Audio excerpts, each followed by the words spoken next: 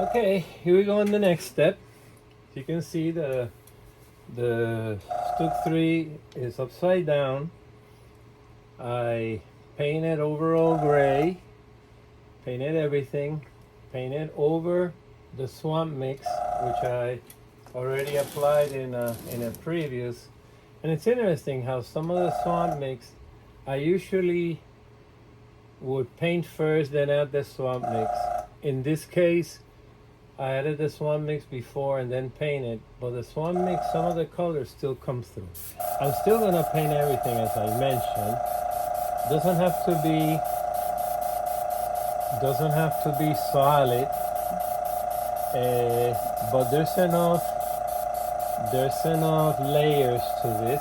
I'm using the paint I use like for the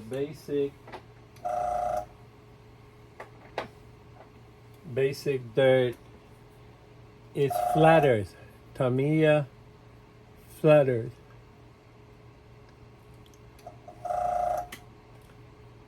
XF 52.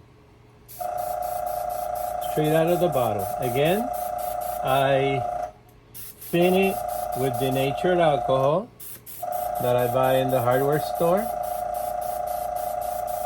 Obviously, all this area down here is never gonna be seen. What I do is I use this area to practice different effects on the areas that will be seen.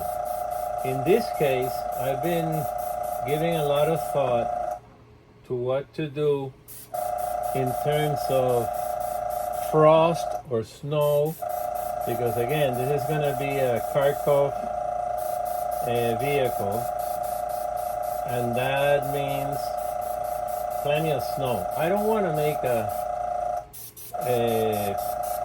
white vehicle. So again, I'm still not sure exactly what I'm going to do. I think I'm gonna do gray and then have like a frosted look here and there. See how that looks and go from there. Okay, so now just paint over the swamp mix areas with the flat earth. Later I would add shading to the borders, any line would get my shade mix, which is a very dark red brown. I would say half red brown, half flat black, from Tamiya again.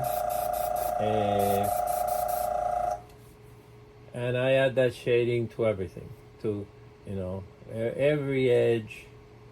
And then after that I would dry brush and then blend with other shades. So that's it for now. I'll come back a little bit later on the video. Okay, just about done. Adding a little bit of this flat earth everywhere. Even the wheels and the rubber part, everything gets a little dusting. Everything is layering. You might notice, since sometimes I use very drastic angles with the bottle, and it always has a feeding hole here that sometimes gets clogged up. I always put a little piece of paper towel, double it up, just in case some of that runs over. Doesn't matter if it falls on your hands, but if it falls on the vehicle, that's something else, because you have to start painting. It's all a matter of layers, and you would have to go over it with many layers to get it to look similar to its surroundings. So now I'm gonna get the shading bottle ready. Again, it's a very dark red brown.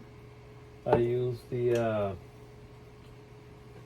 Tamiya German red brown, which is XF64.